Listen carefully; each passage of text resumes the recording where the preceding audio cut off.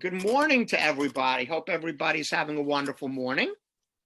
For those who I don't know, my name is Brad Shinati. I am co-chair of Lifelong Westfield, along with Deidre Jolene, who's also on the webinar this morning. I'd like to welcome everybody to our second annual senior scam webinar with the Westfield Police Department. We know that all of us are receiving daily phone and email scams, and they have gotten a lot more intricate and a lot more often. So the Westfield Police Department has been kind enough to put another one on, which we will probably do again during the summer. The webinar will also be recorded and shown on TV 36 for those who couldn't make it today, so you could let your friends and neighbors know if they did miss it. It will be on TV 36. So without further ado, I want to turn it over to Chief Badaloro and the Westfield Police Department. Thank you, Brad, and thank you, Deidre, for inviting us back to put on another seminar for the senior committee here, Seniors Advisory Committee. Brad and Deidre are doing a great job out there, reaching out to a special segment of our population, seniors, that seem to be the targets of a lot of fraudulent activity. The amount of fraudulent activity that we're seeing here that is reported to us in the police department is absolutely overwhelming these days. We've seen residents lose hundreds of thousands of dollars as a result of fraudulent schemes. So this is very important to us, communicating with our seniors and even everyone else out there in the community as to what's going on these days so that you can be aware and you can protect yourself. I don't know about you, but I work hard for my money and I don't want to see it taken away by a scam. So this is a slightly different presentation than the one we presented last time. I've asked Detective DaSilva to come back. DaSilva is one of our best detectives in the Detective Bureau. He comes to us from the Sheriff's Office with a lot of experience in crime scene processing, and he focuses on a lot of these white-collar type investigations here. So I'd like to turn this over to Detective DaSilva, and I did ask him to touch upon a lot of the scams that we're seeing these days here in Westfield so that you can be all alerted. And, the one thing that I strongly suggest to you is, if in doubt, reach out to us before you start transferring any monies, before you start revealing any of your personal information online or in any other matter. Reach out to us, ask for me, ask for Detective DaSilva, ask for our Detective Bureau, and get some direction from us before you guys start transferring monies and make yourself susceptible to losses. So without any further babbling from me, I'm going to turn over to Detective DaSilva, who's in our conference room here at Police Headquarters with a great presentation for you. Good morning, everyone. Hope everyone is well. I'm very excited to be here today, working here with Chief Badaloro. We wanted to put together a PowerPoint presentation to touch upon some of the most common frauds that we see here in Westfield. I've done hundreds of fraud investigations over the years. People are very trusting. People are giving away their money. And in many cases, there's no way to make them whole again. So putting together a presentation like this one's very important. So I want people to be able to see the warning signs, to hopefully, light that light bulb over their head, to stop, think for a moment. Does this make sense? Does this sound right? Call the police station, call a loved one, call a child, call a mother or father or an aunt or uncle or anyone, just to run something by them before you start giving away your hard-earned money. Because sometimes people are giving away thousands of dollars in a moment, and then they realize like the next day what they did, and by that time it may be too late. So the point of this presentation is to cover a whole wide spectrum of frauds, but also internet safety as well, because a lot of the frauds that I do see, a lot of them are related to internet safety issues, whether they have unsecured browsing, they allow people access to their computers through remote access, which we'll go into a little bit later. And sometimes people log onto their computers and they basically hijack their computers, and it could be under different premises because they are logging on, say, their computer tech service to repair, perhaps like a driver for a printer or something along those lines. then once they have access to your computer, from wherever they are, they could be in a different state, they could be in a different country. They have access to whatever your computer has. So they're going onto your banking websites, they're going into your confidential emails, they're getting a ton of information about you, and they're wreaking complete havoc. So we're going to touch upon all different kinds of things, from internet safety to how to be aware of the different fraud schemes that are happening right now, and what to do with those when fraud does happen to you. All right, we're going to click on the first slide. Very simply, let's begin with what is identity theft. When someone uses information about you without your permission. This information can be your name and address, credit card or bank account numbers, social security number, medical insurance account numbers, and others. What can a thief do with your information? They can buy things with your credit cards. They can get new credit cards. They can open a phone, electricity, or gas account. They could steal your tax refund. They could get medical care, pretend to be you if they are arrested, and others. Why should you care if someone steals your identity? Very simply stated, you will be responsible for what that thief does while using your personal information. This is true even if you do not know about the bills. Identity theft can hurt your credit. In some instances, an identity is stolen, someone may not even realize it, and then other credit cards are open in their name, and people are buying large amounts. They're buying whether new cars, they're buying things for their homes, they're renting apartments in their name, and of course they're not making payments on all these new lines of credit. So now they're getting all these liens, and then the victim doesn't realize until he starts getting bills in the mail or calls from the bill collector saying you're defaulted on hundreds of thousands of dollars worth of loans. Now you're stuck trying to clean up a mess that you didn't even know about. So we have to prevent it before it begins, but if it does happen, there are steps we can take to help rectify it. How do you know if someone steals your identity? Read your bills. When you get mail, you make sure you look through everything. If you see charges on your account that you know you didn't make, you need to stop, even if it's for $1. Sometimes when you see these charges on your credit card accounts for $1, you may not even think twice about it. But what it is, someone could be testing your account, trying to see if that simple charge went through. If that charge did go through, now they're ready for the next step, which is to charge thousands of dollars. Again, watch for your bank account statements, check your mail, get your credit report. Your credit report is actually the best way to verify, what credit you have, because it'll show all the different credit cards that are opened. You may have opened credit card accounts years ago, a decade ago, that you perhaps are no longer using that credit card, but that account still is active. So you may not realize if someone could be accessing that card and you don't even know it. By looking at your credit report, you will see all the activity, recent activity as well as historical activity, to know exactly what is going on with your accounts. How to get your credit report. To get a free credit report, due to all the fraud that's been happening across the country, the federal government, specifically the Federal Trade Commission, makes it possible for every individual once a year to get a free credit report. You go to www.annualcreditreport.com. You get a free report each year. I highly recommend doing that. And it's a long, detailed report. Again, it shows your complete credit history. So you know exactly which accounts you still have active, which accounts are closed and are now dormant, but that are still technically open, and which are actually probably taking some of your credit away that you didn't even realize. So if you see some old accounts that are dormant, you may want to call those companies and close them out entirely, which will in effect boost also your credit. What if someone steals your identity? The first thing you want to do is place a fraud alert on your 3 credit reports. If you call any of the 3 credit reporting companies, the company will tell the other 2. The 3 main ones are Equifax, Experian, and TransUnion. Once you order your credit report, look at it carefully. Fix any mistakes in the reports. Call the company with the affected accounts and explain what happened. Explain that you are a victim, that you did not make these transactions. And they're going to ask you, to take a police report, and they're going to ask you to start making the steps to start rectifying everything. Follow up with a letter, include proof if you have it.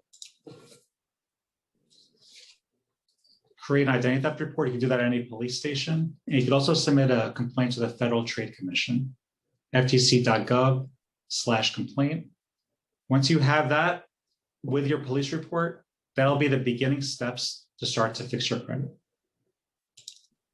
Here's a video that describes the free credit report process. I'm going to play it now for you. Shopping for a car? Applying for a job? Looking for a home? Or just getting your financial house in order? Then it's time to check your credit report. Good news, it's free. The law entitles you to one free copy of your credit report from each of the 3 nationwide credit reporting companies every 12 months. Why is it important to check your credit report? It has important information about your financial accounts, how you pay your bills, and if you file for bankruptcy. You want to make sure everything is accurate, especially before you buy a house or a car or apply for a job. If you notice something wrong, contact the credit reporting company and business providing the information to correct the error. And checking your report can help you guard against identity theft. Visit ftc.gov/ID theft if you spot accounts that aren't yours. How do you order your free credit report? Order online from annualcreditreport.com, the only authorized website for free credit reports, or call 1-877-322-8228. You'll need to provide your name, address, social security number, and date of birth to verify your identity. Keep in mind, you're entitled to one free copy of your credit report every 12 months from each of the 3 nationwide credit reporting companies. So the next time someone asks, "How's your credit?" you'll have the answer. To order your free credit report, visit annualcreditreport.com or call 1-877-322-8228. Okay. How do you protect yourself and your personal information when you're at home? Very simply, let's begin with keeping financial records. Your social security card, your credit cards, your health insurance information, all in a safe place. Don't leave it out visible. If you have a handyman come over, or if you have just someone knock at the door and then you turn around to go grab something, you never know what they can see within plain view and just grab something off a counter. You may not even realize it. It could be your driver's license. It could be a wallet. It could be anything. Sometimes people do look for crimes of opportunity. And some of these people are very good with their scat. They're very good at talking to people. They're con artists. So they'll speak to you at the front door. Then you may hear a knock at the back door. You go to the back door to see what's going on. And you don't even realize it, but someone just went inside and started going through your home. So be careful with all your documentation. Keep everything in a safe place. When you're done with your information, shred it.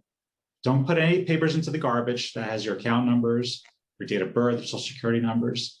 If you look at most of the post offices now, there's been so many issues with the post office where people have been phishing mail out of these post office boxes. And the post office had to go around and start changing the physical mailboxes. So most mailboxes that you see now no longer have the pull down little lever. They have a little mail slot where you stick the mail into it to prevent all the mail phishing. Because many individuals were simply stealing mail before it even got to your house from the post office. Then they were stealing mail from your mailboxes or any other way, or in the garbage as well. So the post office is taking steps to try to preserve your confidential information. You need to do so as well with the same diligency. If you have any paperwork that you're going to throw out, make sure you shred it. Again, take the mail out of your mailbox every day. If you go on vacation, speak to a neighbor, make plans with the post office to withhold your mail. You don't want to see mail piling up in a mailbox because someone dropping by will see that and they may take advantage of that. How to protect yourself when shopping in a store. When you shop in a store, watch your wallet. Be careful with your credit and debit cards. Don't tell anyone your PIN. I mean, common sense, but sometimes we just need to go over the basics just to make sure people understand.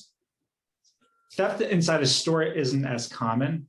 That would be your pickpockets. It happens from time to time, but more of the frauds that we see are things that are happening online.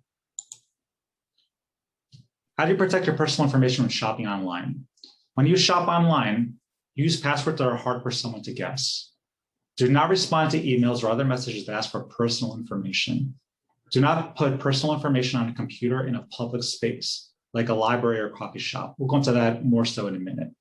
Shop only on secure websites. Now, shopping online, that's something that many people do, especially our citizens and our senior citizens. They shop online and they're looking for the best deal. Sometimes they're going to websites that are not secure websites and they're fraudulent websites. So they're buying things, they think they're getting a great deal because it's half the price that it would be anywhere else. And they're going to a fake website posted by someone who lives possibly halfway around the world. And what you're doing is you're putting your payment information in there. You're putting your credit card information, your billing, mailing address. So now they have the keys to the kingdom. They have everything they need to take that identity and start charging up fees. I'm going to play a video for you now about online shopping and security tips from the Federal Trade Commission. The Federal Trade Commission is the lead agency dealing with frauds across the country because it takes a federal agency to take all the data from all the 50 states, they compile everything together to see what are the trends that are happening throughout the country. Because what's happening here in Westfield, best be assured it's happening in San Jose, California. It's happening in Chicago. It's happening in New York State. It's happening in Florida. Because it's not just that Westfield is being targeted, it's the citizens of this country are being targeted. These victims know, these actors know rather, that if they send out email blasts or phone call blasts, and they get one person out of 1,000, they just hit the jackpot. They don't have to do any kind of work other than just cold calling, and they could be getting thousands upon thousands of dollars. So everything from shopping securely online, using secure websites, we're going to go all into that just to make sure that everyone is as safe as possible, and we make it as difficult as possible for anyone to scam.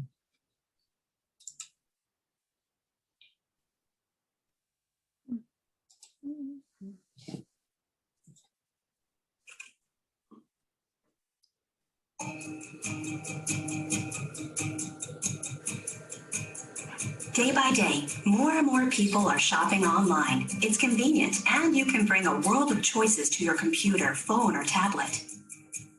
Are you one of the millions of people looking to buy something online? If you are, there are steps you can take to avoid hassles, get the right product at the right price, and protect your financial information. First, plan ahead by setting a budget. Ask yourself, how much do I want to spend? Be sure to include delivery costs in your budget. Second, determine what's most important to you about the item you're thinking about buying. What are the must-have product features? Are there features that would be nice to have, but you can live without? This will help you choose the product that meets your needs. Take a few minutes to compare products. Type the name into a search engine along with words like review, complaint, or scam. Read online reviews from other people who bought the item or from product experts.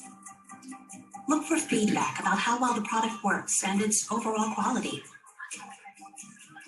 If you've never heard of the company selling the product, look for reviews about their reputation and customer service. Read a few reviews so you're not relying on just one source. Of course, you'll also want to know the total cost of the product. Check shopping comparison sites to compare the price of the product at different websites. Remember, shipping costs and other add-ons may not be included in these prices. Look for online coupon codes. Search the store's name with terms like coupons, discounts, or free shipping. Before you decide where to buy, check out the terms of the deal. When will you get your order? The law requires sellers to ship items within 30 days of the sale. If you have to return the item, can you get a refund? Who pays for return shipping? Is there a restocking fee? Next, decide how to pay. Paying by credit card gives you some protections that other methods of payment may not. If there's a problem, the law gives you the right to dispute charges and temporarily withhold payment while your dispute is investigated. If someone uses your credit card without your permission, some companies will cap your liability at $50. Others will waive the charges entirely. Before you enter your credit card or other financial information online, check if the website address starts with HTTPS. The S stands for secure and means that your information is encrypted before it's transmitted. Now you should be ready to enjoy whatever you've bought online. If you have a problem with an online purchase or charge, try to work it out with the seller first. If you can't resolve the problem, file a complaint with the Federal Trade Commission, the nation's consumer protection agency, at ftc.gov/complaint. Planning, comparing products and costs, and making sure you check out securely, you can make your online shopping experience safer and more enjoyable. Remember, it's easy to find trusted information about online security. Just visit onguardonline.gov, the federal government site, to help you be safe, secure, and responsible online.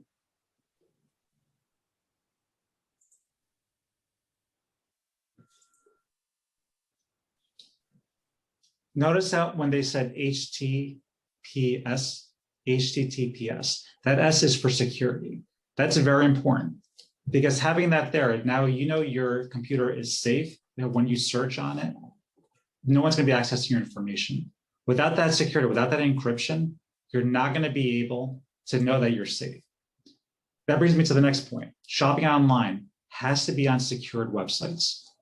As I said before, the S stands for security. Most people go shopping, they use their phones. They don't even realize, but their phones sometimes are picking up the Wi-Fi in different stores, in different businesses. Sometimes they go to the Starbucks, or they may go for a walk in the park. Some areas you have Wi-Fi that your phone is just connecting to. Make sure if you are connected to someone's Wi-Fi, make sure it is secure.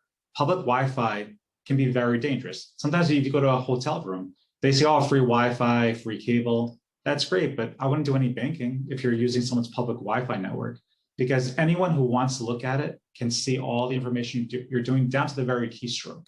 So it's very important to make sure that your Wi-Fi is locked at all times. I'm not very tech savvy. I have a 10-year-old son and he does circles around me, but I've had many fraud cases that I tracked it back to using things on public Wi-Fi. And that's where the problem started. Someone was able to latch onto their computer, and then like their data was being mirrored on someone else's computer, and then they were able to take that information down to the keystrokes. So I thought it was important. I want to present another video to you about public Wi-Fi so you can have a better understanding of it.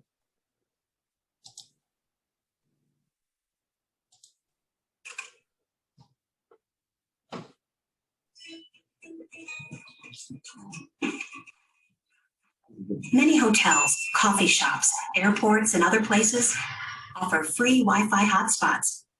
They're convenient. Unfortunately, they often aren't secure. That could make it easy for someone else to access your online accounts or steal your personal information. So what can you do to reduce your risk? Encryption is the key to keeping your information secure online. When information is encrypted, it's scrambled into a code so others can't get it. How can you be sure your information is encrypted? 2 ways. 1, use a secure network to access the internet. Don't assume that a public Wi-Fi network uses encryption. In fact, most don't. You can only be sure that a network uses effective encryption if it asks you to provide a WPA or WPA2 password. If you aren't sure, it's best to assume the network is not secure. The second way to protect your information is to send it through a secure website. A secure site will encrypt your information, even if the network doesn't. If the web address starts with HTTPS, then your information is encrypted before it's sent. The S stands for secure. Look for HTTPS on every page you visit, not just when you log in. If you use an unsecured Wi-Fi network to log into an unencrypted website, strangers using that network can hijack your account and steal your private documents, contacts, family photos, even your username and password. If that happens, an imposter could use your email or social networking account to pretend to be you and scam people you care about. Or a hacker could use your password for one website to try to log into a different account and access your personal or financial information. Here are some steps you can take to protect yourself when you use a public Wi-Fi hotspot. Only log in or enter personal information on secure sites that use encryption. Again, look for a web address that begins with HTTPS.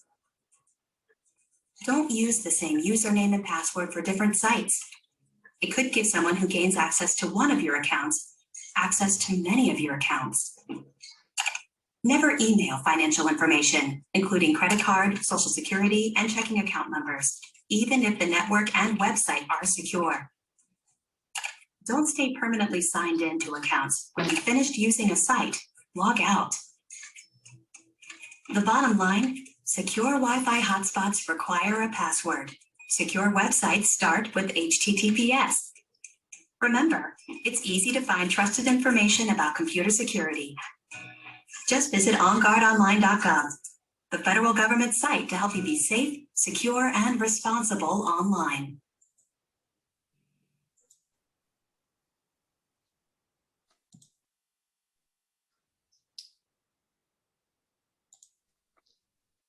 Okay, hack computer or email. Now, the reason I want to talk about this is actually a recent case that I worked on, and I'm still in the process of working. Generally speaking, what can happen is that someone may allow access to their computer for any number of reasons. Here in this police station, if I'm working on my computer and I'm having technical difficulty, we have a great IT technician. He does wonders with the computer. He can remote access my desktop from anywhere.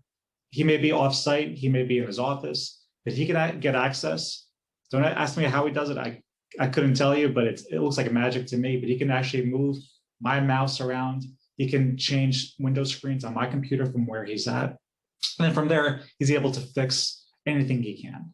Once I allow someone to have access to my computer, they have access to everything. So that means access to all the folders on my computer, all the pictures on my computer, access to anything in general. For example, they can open up my email folder. They can start sending people emails from my name, and I may not even realize it. So you have to see how dangerous it is to have someone hack your computer and take control over it. That happens. It sounds like it's hard to believe, but it happens actually very frequently. And in many cases, people willingly give that access away. In the case that I was working on, generally speaking, someone had some computer issues. So he thought he went to a secured website, and he thought that the person was helping him fix his computer. Well, what that person did was set up a very high-tech website that looked very real, and with telephone numbers and everything else. It looked legitimate. So he trusted that website to access his computer to try to fix his computer problem. And then the havoc began. That person started accessing everything that he didn't even realize what happened. Once he started, seeing, that the issues were popping up on his computer, he was being led down a rabbit hole. He was being told, oh, you need to pay money to fix this. Oh, you need to pay money to fix this. They kept on finding more and more problems with his computer, and the person just became engulfed in it. And that's how con artists do their scams, that once they latch you on, they use it like almost like a cookie crumb trail, and you take little bites before you take the big bites. And once they got you hooked, it's kind of like fishing, they reel you in, and they start asking you to pay money upon money upon money. Something that would have cost initially $10, $20, $50, $100. Next thing you know, you're paying thousands of dollars, and you didn't even realize how you got there. You're throwing bad money upon bad money. Hijacking computers is actually very common. And I want to play a video for you to discuss how you can prevent that from happening.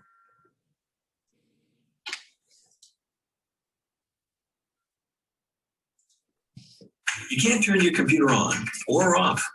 It's acting up, running slow, opening pages you didn't click, displaying pop-ups constantly. There's a good chance your computer's been hacked or infected with a virus and needs your help. Stop shopping, banking, and entering passwords online until your computer is cleaned and restored.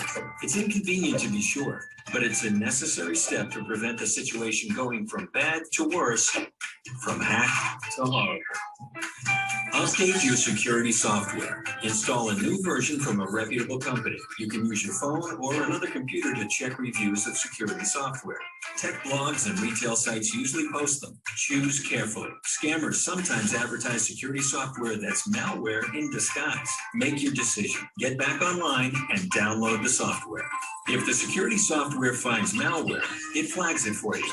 Delete the suspicious files and restart your computer. If you're still having problems, contact your computer manufacturer or other tech support and find out what else you can do. Once your computer is back to normal, change the passwords you've been using for your bank accounts, your email accounts, and all your other important accounts. The safest route is to choose and use passwords that have upper and lowercase letters, as well as numbers and symbols. And finally, make sure your operating system and internet browser are set to update automatically. You want to keep your computer operating at peak performance. Visit onguardonline.gov to learn more.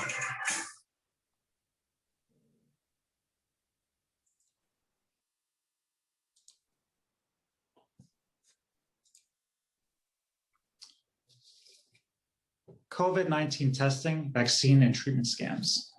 COVID-19 is obviously a very hot topic right now. And with any such topic, when there's something that's emotional to people, something that people take very, very seriously, there's someone out there that's going to turn that trust around and try to take advantage of somebody. Many times what I've seen happen with COVID-19 testing scams, it occurs when someone goes to get their vaccination, and they post the photo of their vaccination card on social media. Do not do this, please. Do not post the photograph. Scammers can see and steal your name, birth date, and other personal information. You think you're just posting some information online just to, have something on Instagram or on Facebook, but there's people scrolling through the different pages looking for this information, and once they have that, that's a foot into getting your information. Do not trust offers to get early access to approved vaccines. Be aware that scammers are also targeting Medicare recipients. Many websites are advertising COVID-19 testing in an attempt to steal personal information. We're here in Union County. I recommend going to ucnj.org to obtain authentic testing information. That way you know where you're scheduling to go, you know it's legitimate, it's been vetted, and no one's going to steal any information from you.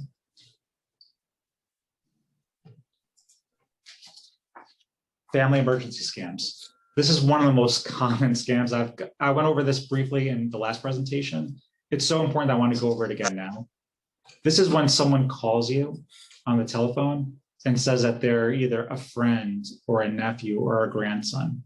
And they say that they're in trouble. It's always that same old case. It's exigent, it's happening right at the moment. They got in trouble, they got arrested.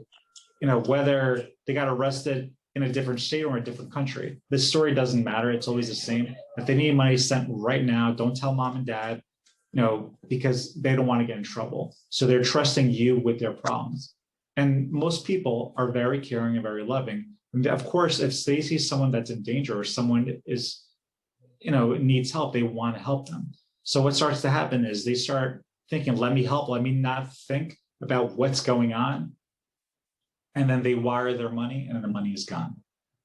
Recognize family and emergency scams. Very simply, if you get a call from your grandson saying that he got arrested in Mexico and don't tell mom and dad, well, if your grandson is 10 years old and it should be in elementary school, that's not really realistic. But sometimes you're just not thinking about it and you're just going with what your heart is telling you. And these actors, they take advantage of you. They take advantage of your caring heart. And that's when they try to turn it around to take away your hard-earned money. Do not send any money. Take your time, speak to a loved one, call your son and daughter, call your friend, find out from them directly what happened, see if the story makes sense. Call your local police department, also report to the Federal Trade Commission. I'm going to play a video now to discuss that in further detail.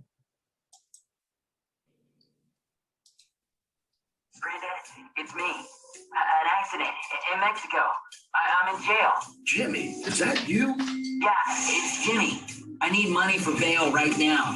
In jail? You need to send money right now. Please don't tell anyone. Scammers are tricky and can pretend to be anybody in any situation. They seem like the real deal. They play on your fears.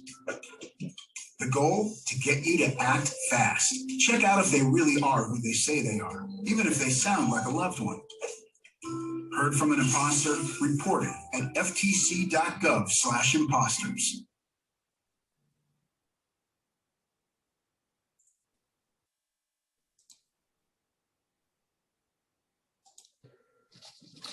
Romance scams. Many people are now inside their homes, they're not going out as much, right? So they go online, they chat with people online. This happens a lot with our elderly residents. They fall for a romance scam or some other scam along the same lines. Millions of people turn to online dating apps or social networking sites to meet someone. But instead of finding romance, they find a scammer trying to trick them into sending money. Romance scammers create fake profiles on dating sites and apps or contact their targets through popular social media sites like Instagram, Facebook, or Google Hangouts. The scammers strike up a relationship with their targets to build their trust, sometimes talking or chatting several times a day, and they make up a story and ask for money. Actors often say they are living or traveling outside of the United States. We have heard about scammers who say they are working on an oil rig, they're in the military, or a doctor with some sort of an international organization. The scammers ask their targets for money for various reasons. They could say they need to pay for a plane ticket or other travel expenses, to pay for a surgery or some other medical expense, to pay customs fees to retrieve something, pay off gambling debts, pay for a visa. Scammers often ask people to wire money or gift cards to Amazon, Google, etc. Now, again, it sounds a little, silly to think, how could someone fall for this? Well, I had a case probably about 2 years ago now, where this was a wonderful woman. She lived here in town in the senior citizen complex. She was romancing someone that she met online. And this gentleman said he was from the military and he was working overseas and that he loved her very dearly. They had never met, but this man was professing his love through a website, chatting with her several times a day. They were sending pictures back and forth of each other. They were making plans that when he was on leave from the military, that they were going to get together, they were going to go on dates, eventually get married. This was going on for months. What ended up happening is that one day she left her computer. Again, this is at the senior citizen complex. She left her computer and she walked away and went upstairs to her room. She didn't close her computer out. And some of the staff working there saw some conversations that were on the computer and saw money was being transacted back and forth. That worried them because they thought perhaps this resident of the complex could be a victim of theft, identity theft, or a scam. So they called the police. I got involved, so did my sergeant. We went down to the senior complex, spoke to staffing there. It ended up being that this resident there was giving away thousands and thousands of dollars to this individual, purporting to be in the military, and she wasn't paying her rent. She wasn't paying her rent for over a year. And she was at the point now where she was default and she was gonna have to be removed from the housing. So this poor woman, that touched me like deeply because I hate to see anyone be out on the street. So I tried what I can to help her. I even got a friend at the police station, police chaplain Keith Gibbons. We contacted him and he also got involved with this individual. We tried to find her temporary housing and we tried to help her the best we could. But the damage was done. She had wired away thousands and thousands of dollars. Even after she had wired away thousands of dollars to this individual who she had never met. And after I as a police detective, had to expose the fraud to her, I had showed her that the photograph of this individual, which is the stock photograph that was taken from somewhere online, he was purporting to be in the Marines, but he was actually wearing an Army uniform. Pointing out all these facts one by one, she still didn't want to believe me, to the point when she was actually unpacking and having to leave her home where she had lived there for years. She still didn't believe me. She still thought that there was going to be a happy ending, that this person was going to come and take her and they were going to live happily ever after. It happens. So again, if you're dating online, if you're chatting with people online, realize that there's a lot of scammers out there. Don't ever give away your money. If you feel that someone is trying to lure you into something like that, tell a loved one, tell a son or a daughter, tell a police officer, we'll help you. Gift card scams. This is the big one. This seems to be what everything is wrapping around right now in just about every fraud case I'm handling. Very simply stated, gift cards are for gifts, but people are getting calls, in all various ways. We'll go into a couple of them to make payment with gift cards. Now, if you get a call from your utility company and they say that you're in debt, you haven't been paying your utility service bills, and someone calls you saying that you need to get a $500 gift card immediately, otherwise they're going to shut off your service. Think for a moment, does that make any sense? Would someone from a utility company ever take a gift card as a payment? Of course not. That's not how payments are made. Usually it's via credit card or a check, some other form of online banking. But people are falling prey to gift card scams again and again and again. So I want to reiterate this, very simply stated. Gift cards are for gifts. They're not for paying bills or making payments to other people. I'm going to play a video for you about gift cards because it's such a prevalent fraud that's happening all over the country.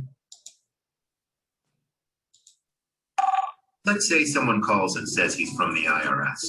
He says you owe taxes and need to pay right away by getting a gift card at the store. Should you do it? No, it's a scam. Government agencies will never make you pay with a gift card. Now let's say the caller claims to be from a tech support company. He says he needs to fix a problem with your computer after you pay him with a gift card. Should you? No, that's a scam too. Real tech support companies don't work like that or make you pay with a gift card. What if you get a call from someone who says she's a relative or friend and needs money right now? She begs you to go buy her a gift card. Should you do it? No, that's also a scam. Gift cards wouldn't help real family members or friends in a real emergency. Gift cards are for gifts, not for payments. Anyone who tells you to pay with a gift card is a scammer. And once you've shared the gift card number and PIN, your money is probably gone. So what do? If you have paid with a gift card, contact the company that issued the card right away, and then tell the FTC. Reporting to the company and the FTC helps us fight these scams. Go to ftc.gov/gift cards to learn more about how to protect yourself and others.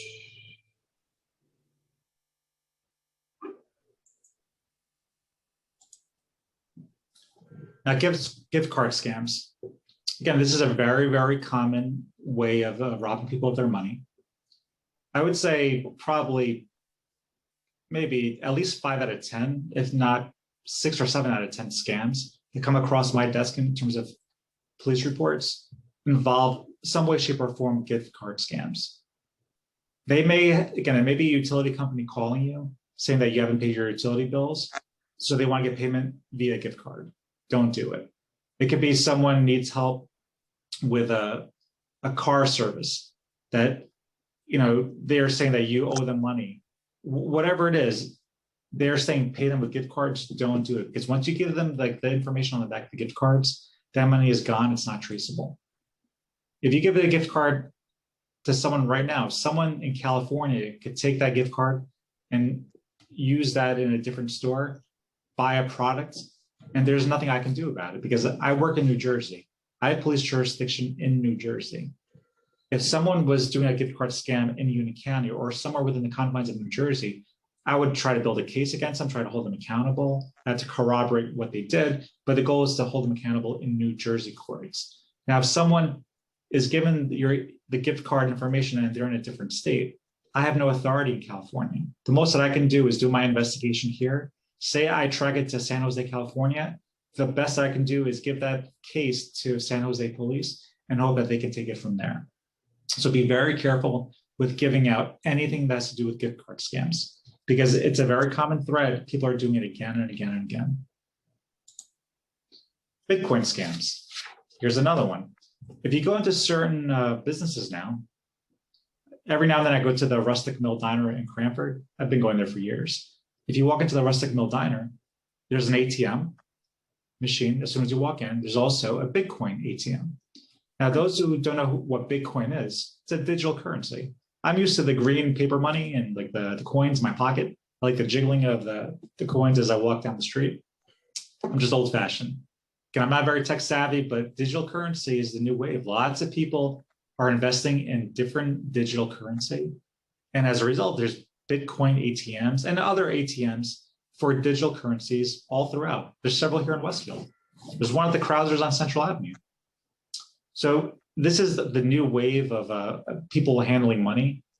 Guess what, though? If you pay someone with Bitcoin, there's no tracking of it. I was working a case probably about a month ago now, where someone it started off with a utility scam. Again, someone got a call saying that they haven't paid their utility bills. Many times, like, people are asked to pay with gift cards, but in this case, this person was asked to pay with Bitcoin. So if he actually realized for a moment what was going on, he actually paid his utility bills. He wasn't in default. So there really was never a threat of, his utilities being shut off. But the person got him on the line. Again, it's that hook and sinker. He got him to bite. So he wanted to pay $500 immediately via Bitcoin into an ATM. That way his utilities would not be shut off. So he took money out of his bank, went to the ATM over at the Rustic Mill Diner in Cranford, deposited that money into the machine, and sent that money out. Well, what happens after that is that money is now not traceable. The way it works is when you take money and you put it into the Bitcoin ATM, you need to put a digital wallet, a digital address of where that money is going to. So if you legitimately do business with Bitcoins, which many people do, it's not my cup of tea, but if you know someone in a different state or in a different town, and you know who this person is, you physically know who he is, and you choose to transact money that way, you can do that because he'll give you an address to send the money to, he recovers it, and then the transaction is done. Now, if you don't know who you're sending the money to, that's where the problem is, because there's no way to track that. Well, when this fraud happened, I started very basically, I went to the Rustic Mill Diner in Cranford. I looked at the ATM machine. My first, instinct was that maybe I should just, unplug this thing and just get a search warrant and try to get the money out. The person put in, again, at that time was $500. I've done other investigations where they deposited thousands of dollars. I called the number on the back of the machine.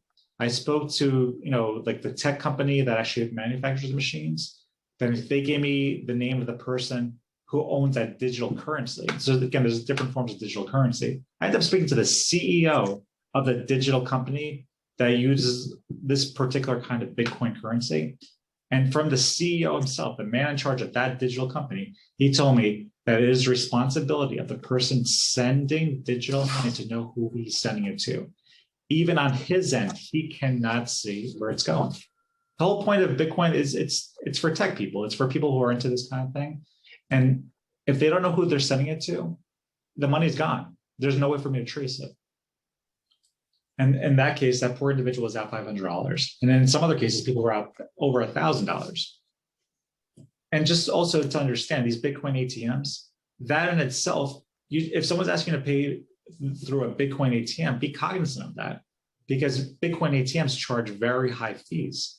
When if you're into using Bitcoin or digital currency, you could just do it from your online account or your app on your phone, and you have no fees. So if someone's telling you to deposit money into Bitcoin ATM, red flag should be going off, because that's probably like a scam.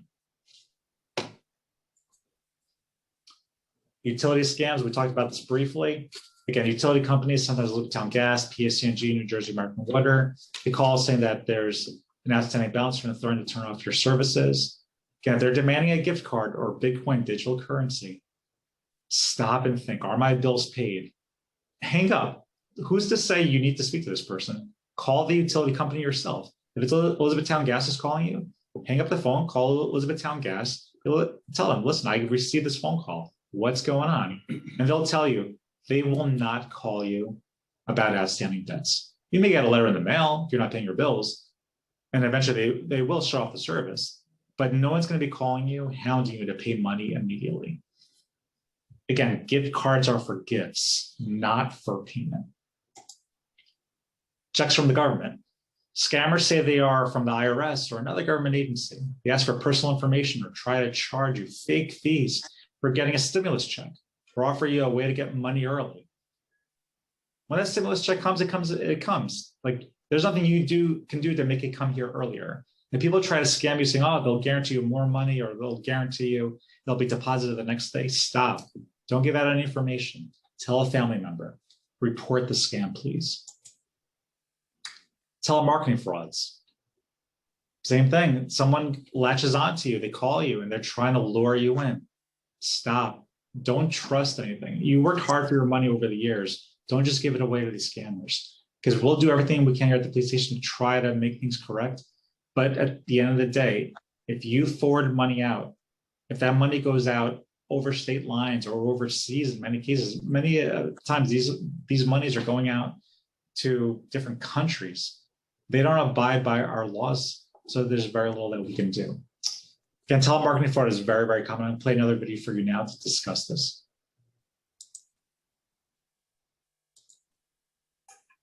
Telemarketing fraud is a crime that affects millions of Americans every year. Telemarketing scammers will say anything to commit fraud, even if you're the one initiating the phone call. Hi, I see you're responding to our ad for a guaranteed line of credit. We believe that everyone deserves a loan. However, we do charge a small processing fee in order to get your application in the system. All I need is your bank's routing numbers. They're at the bottom of a check. I was thinking of starting a business, but I didn't have the startup cash.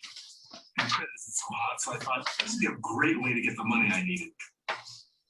I didn't realize it was a scam. Now I know better. Hello, Mr. Johnson, we've got a credit card for you guaranteed. Look, I'm not interested.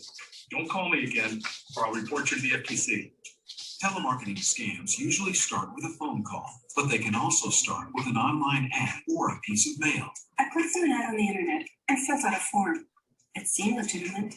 I called a few hours later and said people like me were making lots of money with just a small investment.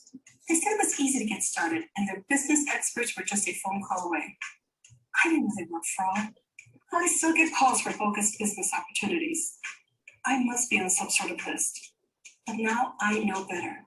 I understand you want to make money for I'm not interested. Goodbye. The Federal Trade Commission and your state attorney general are working hard to stop telemarketing fraud. You can help. Recognize, report, register. First, learn to recognize the signs of telemarketing fraud, like callers who ask for money first, or who want to know your bank account, credit card, or social security number. Scammers may even have your billing information before they call you. Often, they're trying to get you to say okay so they can claim you approved a charge. Second, if you have been scammed or you think someone is trying to scam you, report it to the Federal Trade Commission. It's as easy as going to ftc.gov and clicking on the link on the right. It's more helpful to the FTC if you can give the name or phone number of the company that called you and the date they call. Third, join the millions of Americans who have registered their phone numbers on the National Do Not Call Registry. It's easy. You can register online at donotcall.gov. Be sure to complete the process by clicking the link in the confirmation email you received. You can also call toll-free 1-888-382-1222 from the number you wish to register. And remember, although telemarketing scammers may seem friendly, they're anything but. They're trying to worm their way into your wallet. You can stop them by keeping your information to yourself, no matter how tempting the offer. Let's say goodbye to fraudulent telemarketers. Visit ftc.gov/phone fraud to learn more about how to recognize and report telemarketing fraud.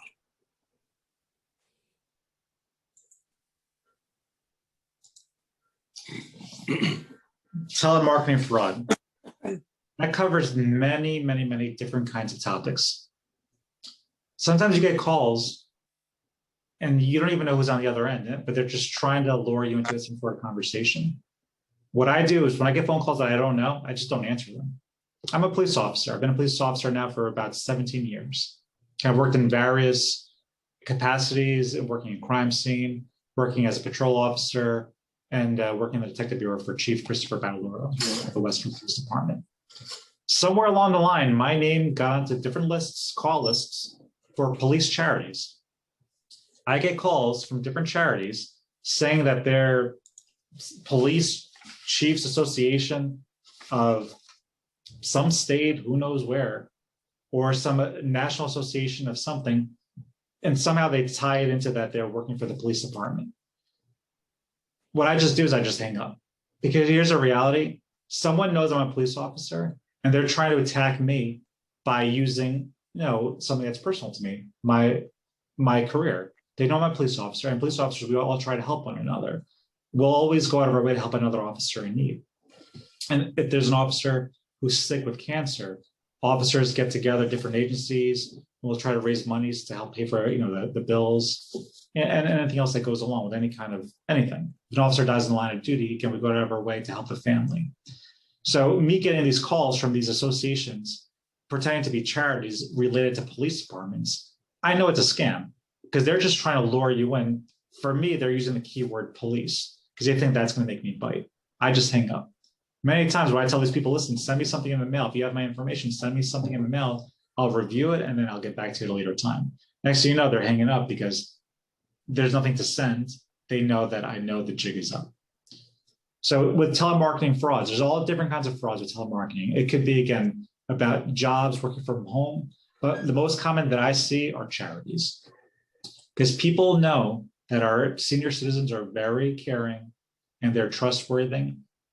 And they care so much about the people around them that they're willing to give monies to help others in need, but they don't even realize that they're falling down a rabbit hole.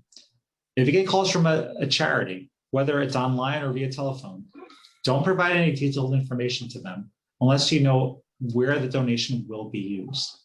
If the company or the marketer won't provide proof to you that it is a contribution tax deductible, say you won't do it. If they're using high pressure tactics, just tell them, I'm sorry, I don't want to do this way. Send me something in the mail, I'll review it, I could give it to a charity at a later time. If they ask for donations in cash or ask you to wire money, realize it's probably a scam. If they offer to send a courier or overnight delivery to collect money, we've had this happen in town countless times. They're sending a courier to collect the money at your house. They couldn't make it any easier for you. It's a scam. It's a scam. Charity checklist. Ask for detailed information about the charity, including the name, the address, and the telephone number. Get the exact name of the organization. Do some research. Call the charity. Find out if the organization is aware of solicitation and has authorized the use of its name. Listen, there's some great charities out there, the American Red Cross, all different kinds. People may call purporting to be them, but you don't know it's really them. Hang up, call them directly. If you want to make a donation, mail it to their stated address online so you know 100% that the money is going to where you want it to be. Keep a record of your donations. Ask if the caller is a paid fundraiser, because that's very common too. A lot of times, years ago, lots of small grassroots organizations, they really relied on donations just to survive. But over time, people work, they don't have time to volunteer as much nowadays. So they don't have people calling, to get, these donations. They don't have people going door to door anymore. So sometimes some of these organizations, small or large, they'll actually subcontract the fundraising out to a company. They'll pay, so say a small company charges 5%, 10% of the total money collected. They're making money off your donation. So you have to be careful of where you're going. Listen, perhaps the money will legitimately get to where it's got to go, but do you really want to pay a company when you could give it to the source directly? Again, if it's the American Red Cross or if it's the Special Olympics or anything else, give the money directly. You may not necessarily want to give it to the caller because, again, they may be a paid service to raise funds for that charity. There's no pressure that you need to do it that way. Give the money directly. That way you know it's going where it needs to go. Package delivery, porch steps. This happens a lot. Actors obtain information, customer information, and tracking information by various methods. Packages, whether they're Amazon deliveries or anything else, any other department store. Packages many times are intercepted by individuals posing as recipients with fake licenses, usually just prior to delivery. Other times, packages are simply just stolen off your front porches. Someone's driving down the street, they see a couple Amazon boxes on someone's steps. They may just pull the car over, grab it, and run. It happens all the time here. We take these reports all the time. How do you combat that? Perhaps have packages delivered when the resident is certain to be home. Perhaps having packages delivered to pickup locations. They're all over the place now. Amazon has in-store package lockers. They have one at the Whole Foods where when I go shopping with my wife, I see it. I see it there. Some people choose to have their packages delivered to those secure package lockers because they know that it's going to be there when they get to it. They don't want it stolen off their front porch. It happens a lot. Again, sometimes these crimes of opportunities, people are literally just driving down the street and they can steal it without even realizing it. Unlock motor vehicles. Here's a big one, big one. I'm sure Chief Ballora will have some comments to say about this one. Other than stealing cars, which of course you work for your car. Do you want someone stealing your car? No, lock your car doors, please. It's the most prevalent form of theft today.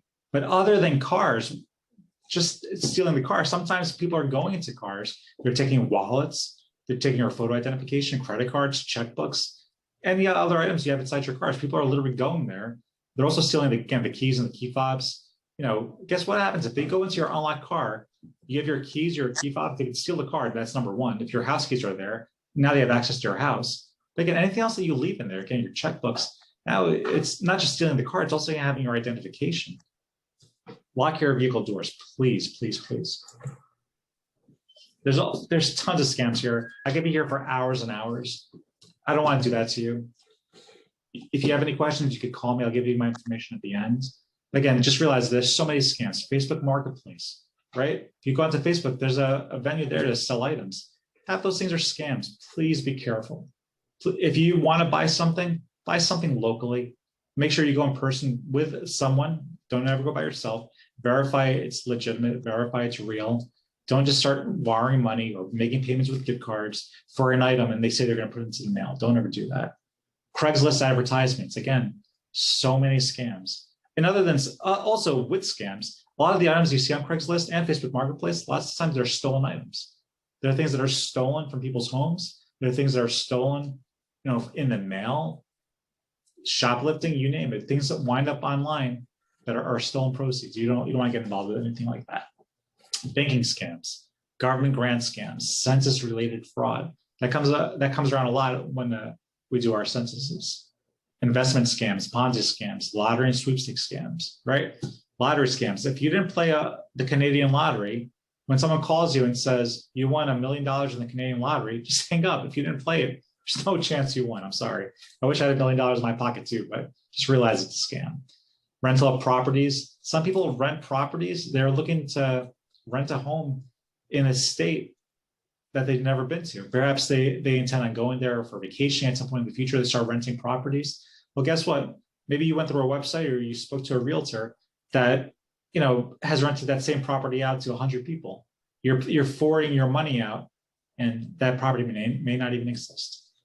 Foreclosure scams, moving scams. There's all kinds of scams out there. Call me anytime. We could go into serious detail about all these different kinds of scams. If you are a victim of fraud, please stop. Tell someone. Tell a loved one. Tell a police officer. Tell a member of the clergy at your local church. Just don't forward your money out. Tell someone. It's the only way to stop it from happening to the next person. I have one more video here I'm going to play for you now.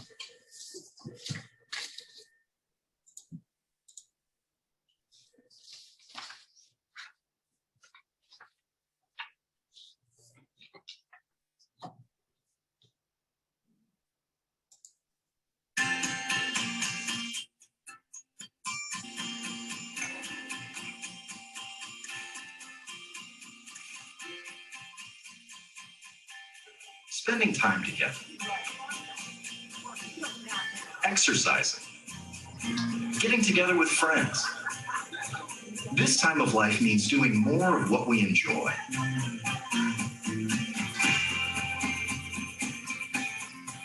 Unfortunately, older people sometimes are a target for scams. And people who fall for a scam can lose face, along with money and confidence. That's why it's so important to pass on what you've learned.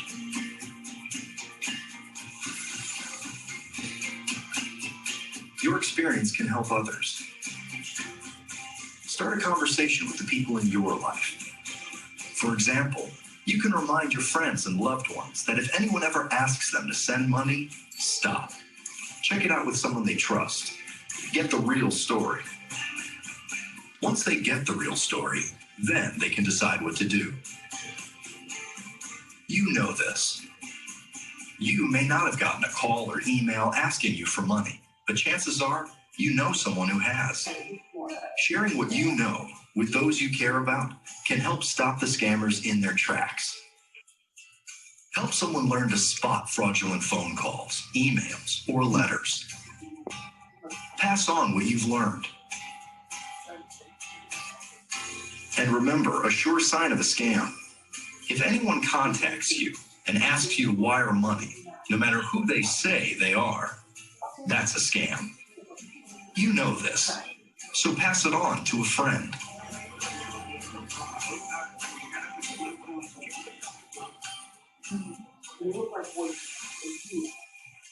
If you spot a scam, please report it to the Federal Trade Commission. The FTC is the nation's consumer protection agency. Our mission is to stop fraud, deception, and unfair business practices and help people recognize them. To report a scam, go online, ftc.gov/complaint, or call the FTC at 1-877-382-4357. Fraud and scams affect millions of people each year, but they don't have to affect someone you know. It's important that everybody understands the cost, financial and emotional. So share your experience. When you get an offer, stop, check it out, get the real story. Decide what to do, and tell a friend or family member about it. Pass it on. And the other entrance that's going to go into the hallway with their entrance. And then we have to do. If you think you are a victim of a crime or about to be, stop and ask for help. If someone's on a phone and they're trying to pressure you into paying with a gift card to wire money, Bitcoin, digital currency, doesn't matter what it is, stop. Call the Westfield Police Department, 908-789-4000 with any questions. Don't be shy. We're open 24/7, weekends, holidays, we are here to help. And to close this out, this presentation was brought to you by the Westfield Police Community Policing Bureau and by my boss, Chief of Police Christopher Badalora.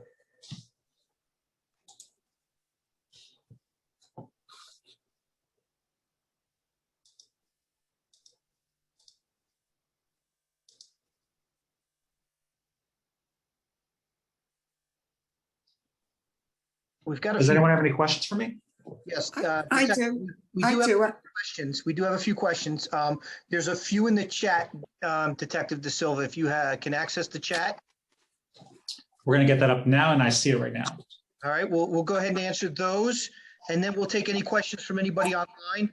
But I think it's a good idea that everybody hear the answers to the questions. So, whatever questions you have are probably questions other people have. So I want to make sure everybody can hear the answers, but there's at least 3 questions in the chat right now. 4, there's 4. There's 4, okay. I typed in 4. Okay. All right, good. I'm gonna go one by one. Number 1, how do I get rid of a ton of tax returns with all Social Security numbers? What I recommend is get a shredder, shred it all.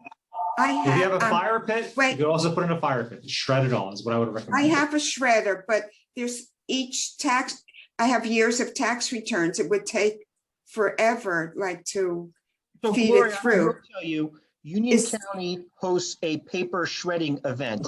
They go to different municipalities, and you should go on the county's website, ucnj.org, and find out where they're going to be next. And you can bring your documents to be shredded to them. They'll have a big truck, and they usually set up in a parking lot. Sometimes it's Union County College. Sometimes it's Union County Vocational Technical School. You can bring your documents to them, and they will shred them for you if you have large quantities. Okay, can I ask you something? What if, 2 things. What if when you need to shred it, say you're moving and you don't, and it's not convenient, is Staples safe? They said they do like White Mountain something. They throw it in the bin. Is Staples a safe place to bring sensitive materials? I've never heard of that. Chief, I'm sorry. Go ahead, sir. I'm sorry. I have not heard that Staples offers that. Are you familiar with that? No, I'm going to echo my chief. I've never heard of that. They may be, but I wouldn't recommend that because I have no experience with that. Okay. So I would recommend only a trusted source. And Union County offers services at specific times. But other than that, I would just, again, get a shredder. That's the easiest way, or a fire pit. Again, you could burn it up, and that's one way to get rid of it as well. Okay. The next question, can you recommend a safe and secure password online protector holder? There's all various kinds. It's all personal preference. You know, I can't recommend anyone specific, but I personally use my own passwords. So I'm careful to have a system with it. For example, if it asks you city of birth, don't put your real city of birth, right? Because if someone knows I was born, for example, in Newark, New Jersey, I was born there in 1979. So when I, go online to any kind of websites, and those are the challenge questions, I never put Newark, New Jersey, because if anyone ever did get that information from me, then they would know an answer, and now they're starting to chip away at my security protocols. So put a fake answer that you'll remember, but don't put your real one. Same way, like, what's your high school mascot? Mine was a panther, but I would not put a panther down. Put a zebra, whatever it is, just put something challenging that someone will be able to figure out. Is it safe to keep your passwords on your cell phone? As long as no one has access to your phone, correct. It's fine. Okay. But make sure your phone is secured. Then it's password protected. Yes. Sometimes people lose phones and they turn phones into the police station. There's no password protection on it. Anyone can go right into it.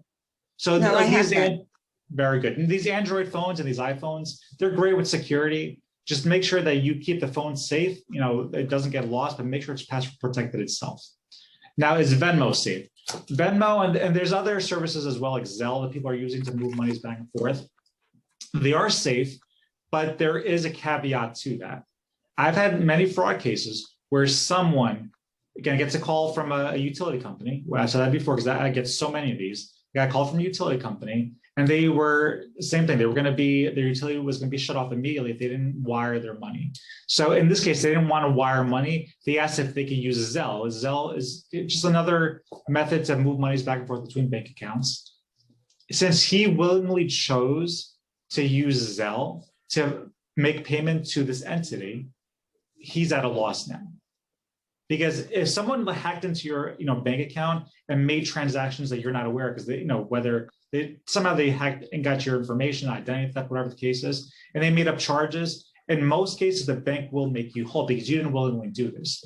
But if you use Venmo or Zelle or any other one of those money moving systems, and you willingly send money to someone, the banks are more than likely going to say that they will not reimburse you because you willingly sent that money. Does that make sense?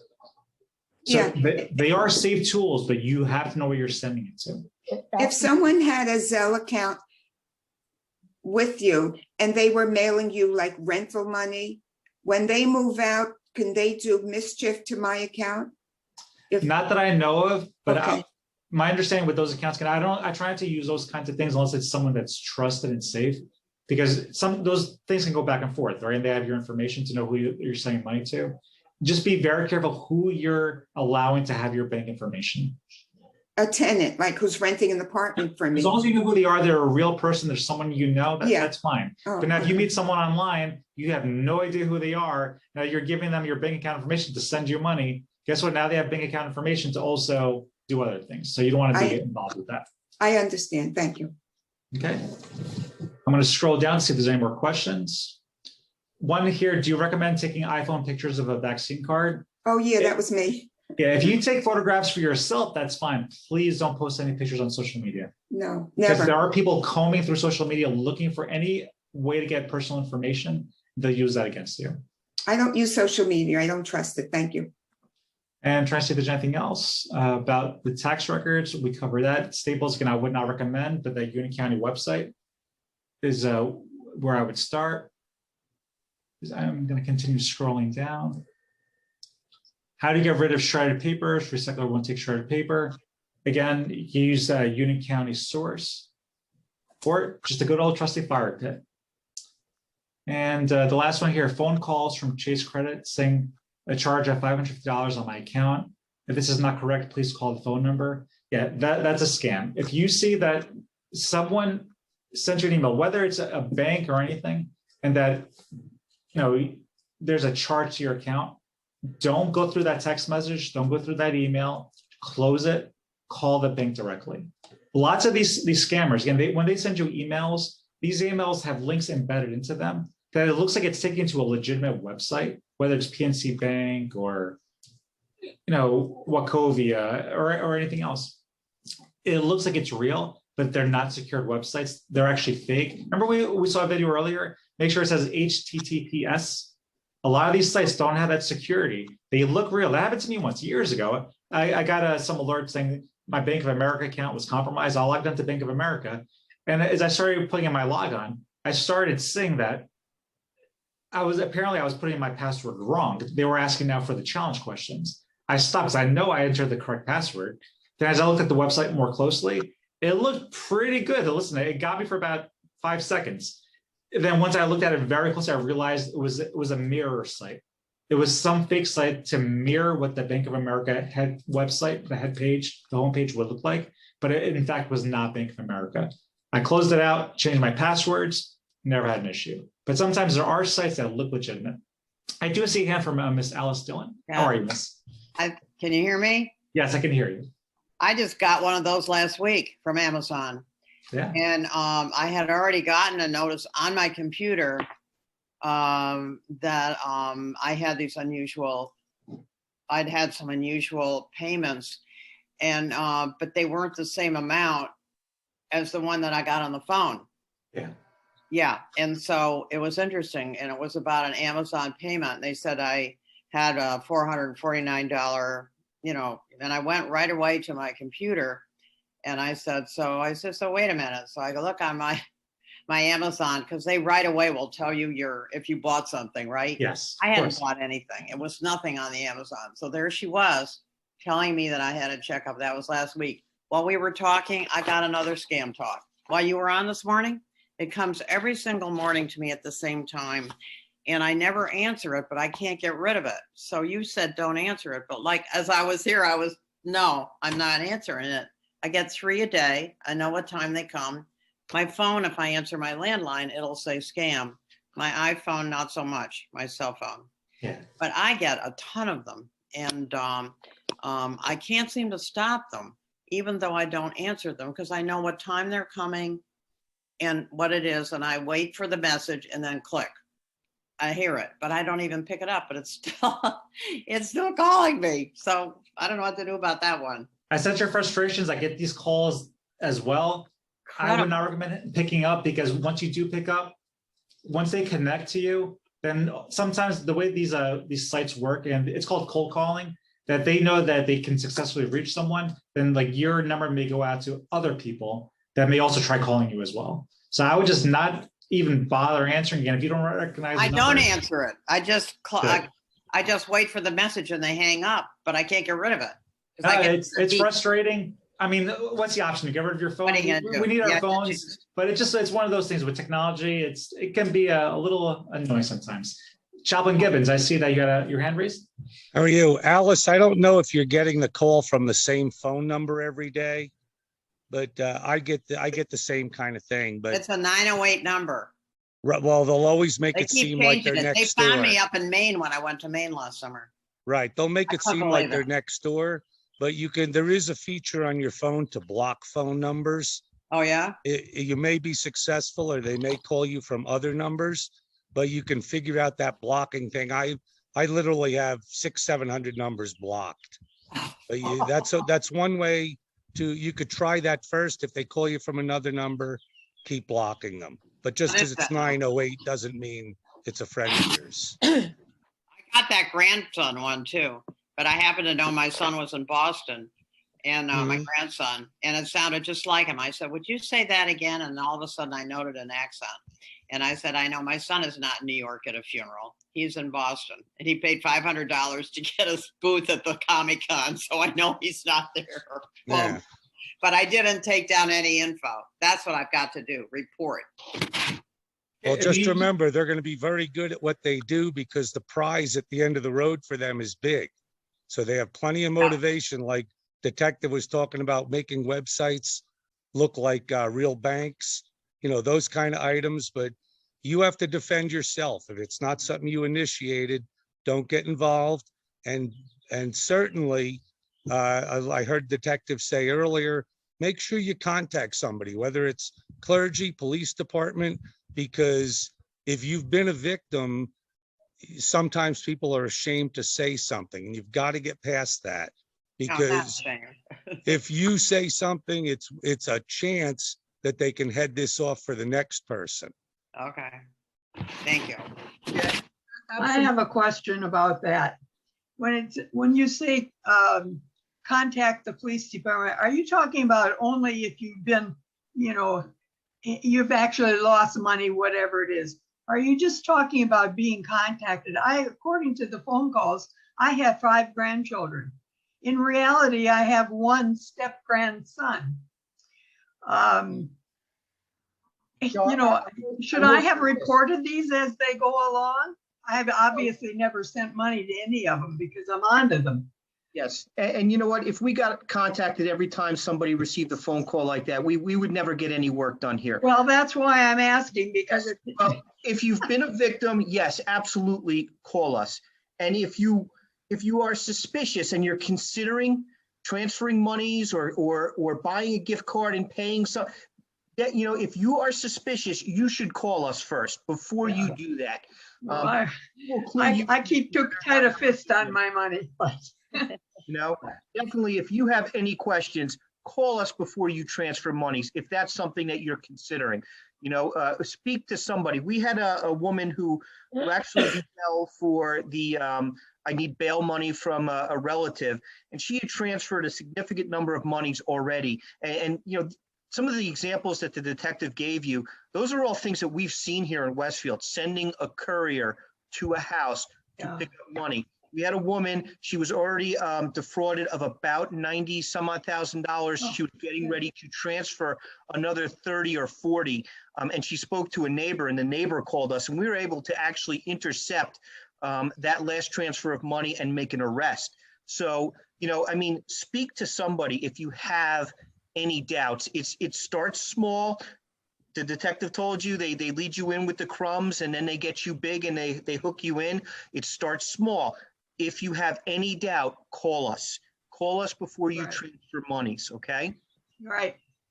I have one other thing about with the phone. You're lucky if you're getting only 2 or 3 a day, these robocall things. What's helped me, I called at one point the phone company to Verizon and asked, I have a mobility problem, so just getting up to go answer the phone is an imposition. You know, and it gets to be sometimes I've gotten 8 to 10 a day and up. But at any rate, the phone company gave me for no charge, I guess there's a nominal charge, you can do this independently, subscribe to this Nomo Robo. And it has helped. You still get the calls, but what happens is that the phone rings once and that's it. If it's intercepted by this Nomo Robo, they don't intercept them all. But what they do ask then is that you can either do it on your computer or on the phone itself. There's a number you call and they ask to report the number that called you, what kind of a call, you know, is it a regular robocall, a political call, you know, somebody hang up, blah, blah, blah. And then if there's any other information, like I say, it's free. It helps. You know, again, I still get some call, but before I attempt to get up, I just wait to see, is it going to ring a second time? And there are a number of them and they're all lately in the last couple months, they're all from 908 numbers, which obviously they've learned a way to, you know, put in numbers, because there's occasionally where there's numbers I thought might be a friend or a call that I was waiting for, somebody, you know, a non-personal friend, but a call I'm waiting for. And I've called back the number. Well, you get the recording, it's a disconnected number. That number is not in service, blah, blah, blah. So it's another scam call. But at any rate, that's just simply, if I don't recognize the number, I don't answer it. And that's probably a well, that's right. That's anyway. I just want to touch on a few things here. We had a stolen car yesterday morning, again, left unlocked, key fob in it from the 500 block of Highland Avenue. We had another attempt on Topping Hill Road. Our officers were able to make an arrest. They were involved in a collision with the stolen vehicle fleeing the scene. So things are, have not died down on that front with the stolen cars. One of the 7 cars that we've had stolen to date this year, if I'm not mistaken, came out of the senior citizens complex. While we see most of them coming out of the northwest and northeast quadrants of town, periodically we will see one stolen out of another area of town, the senior citizens complex, for example. So don't let your guard down. You've got to keep your cars locked. You've got to remove your valuables. Don't leave your checkbooks, your wallets, your credit cards, things like that in the car, because what we're seeing is, these criminals are pulling door handles. They're playing numbers. They're looking for the percentage of cars that are unlocked. And, I've said this time and time and time again. As long as the criminals find what they're looking for when they come to Westfield, they're going to keep coming. So we cannot let our guards down.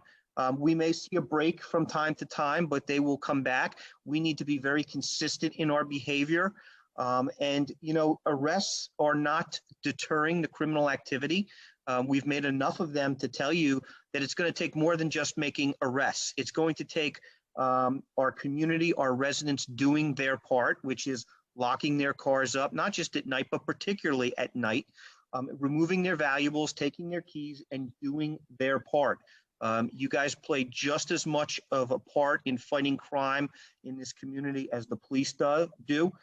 It's not all on us. This is a relationship. It's a partnership here, and I cannot stress that enough. Regardless of where you live, I'll go back to what I always tell the mayor is that I cannot, or this police department and our officers cannot eliminate crime. We can displace it, though. We can force it to go somewhere else. If we continue to make such easy opportunities for criminals, they're going to continue to come here. And, if you look at our numbers, we've been consistent between 25 and 30 stolen cars a year for the last 3 or 4 years. Those are pretty significant numbers where the bad guys are going to continue to come to Westfield because the odds are they're going to find a car unlocked with a key in it. When they do come. So we need to change our behavior. We need to be very alert and aware of our surroundings. We need to report suspicious activity, and we need to be consistent in our behavior. Protect your property, safeguard your property, do what you can do to protect it. I can assure you the police are doing everything they can, including making arrests. We almost lost a police car Sunday morning, even in the pouring rain. The criminals were out trying door handles. They did get one car. We did get one arrest. And we also recovered a stolen car. The stolen car they came to Westfield in looking to steal other cars was stolen out of Elizabeth. So we did recover a stolen car. But believe me, we're doing everything we can. We need you guys to help us. You do have a role. You do play a part. You do bear a responsibility. And on that front, like I said, the stolen cars will not go away until we all work together and solve this problem together by forcing it somewhere else. Let them go to another town where they're leaving their cars unlocked. Let's be able to successfully displace this and do it together. So does anybody else have any questions? Doesn't necessarily need to be scam or fraud related, but that's the purpose of today's topic here. It is something that we've seen a very lot of, and believe me, all I can do is stress to you is if in doubt, pick up the phone, call someone. It doesn't need to be us, but call someone and get a second opinion before you start transferring money or releasing personal information. The amount of fraudulent activity out there, it's overwhelming. And I will tell you, a lot of it does not result in arrests because sometimes your perpetrator is not in New Jersey. They may not even be in the United States. Once those monies are voluntarily or willingly transferred, they may be gone forever. And unfortunately, we can't always make arrests because of jurisdictional issues. We can't, the long arm of the law doesn't reach that far sometimes. So, again, anything that you have for us, I'd be more than happy to answer any questions on any subject matter for you. Just one more comment, Chief. For you, Keith, no questions. You used up your allotment, okay? No, I'm joking. I'm joking. Go ahead. You guys are on computer. I don't know if the detective mentioned this, But if you're in doubt on a phone number, you can put the phone number into Google and do a search on it that way. And most of the time you'll see that it's a fraudulent call or that it's a robocall. So it's one way for you to do a little detective work before you return a phone call. I'll yield back my time, Chief. Anybody else have any questions? Do you recommend when you get these fraudulent emails and so on from various, banks, national companies, etc., do you recommend calling the company to alert them to the fact that these scams are going on in their name? There's so much of that going on. I generally just disregard them. I'll defer my answer to Detective DaSilva as to whether you what you recommend there, Dennis. What I would recommend, honestly, is if you're not a victim of fraud, I would leave it at that. I would tell a loved one so they don't become a victim, so that they're aware of what's going on. But again, to be a victim, there has to be a crime. So if someone calls you, they're trying to scam you, but they don't successfully do it because you have enough common sense to realize it's a scam. It's an attempt. It's not even a crime at that point. So, and that's a best case scenario because there's lots of attempts out there. And the more information we put out there, we'll have less victims. So our goal is to get the message out so people don't become victimized. If you get a phone call and you know it's a scam, hang up and move on. Don't even waste your time. I was concerned more with the email things that you get. Same thing. Again, you're going to get dozens of those. I get them all the time. I have various email accounts. I try to shift. When I do this, for example, when I make purchases online, I use a certain email account. So I know with one online purchase, I'm going to get tons of spam attached to that email. That's just the way it works. Because whether it's Amazon or some other online service, they're going to give your information out to other people, advertising. So you're going to get tons of emails for every gadget to clothing to everything under the sun. So just trying to minimize that. You can create a different, website, a different email address to perhaps limit your email exposure. So you have like a junk email where you do all your online purchases and everything else from. But then maybe you use like another email, say a Yahoo email, just for your actual mail. That's one way to avoid some of the influx that comes in. Okay, thank you. Alice, I see your hand. Ms. Dillon? Yeah, I just wanted to verify something. When I told you about the Amazon, thing, I really did talk to my financial advisor and she knew about it. It was that it wasn't anything to do with this $499. That's the scary part, okay? It was a $147 charge and it was questionable as to who was collecting the money on the other end. And I had to go through a couple of family members to find out who it got it sorted out. I had told somebody they could buy something for me and had used my credit card, but that wasn't it really. It was about the purchase number, but somehow the phone call came and said that there had been these false amounts of money on my Amazon from Chase. So I mean, the whole thing was always within a 24-hour period. So when I did talk to my financial advisor, and she said, yes, you did have those two charges that were questionable that came from Merrill Lynch, as it turned out. But I think whatever you can check is a good idea, because then I felt better. I was in a panic. I mean, it was just crazy to get these phone calls and the thing on my email. It was very scary. So, if you have something like that, it's really good. If you have somebody you can connect with, it's a really good idea. Yes. Well, what I like to do too is in the police world, there's a word, it's called corroboration.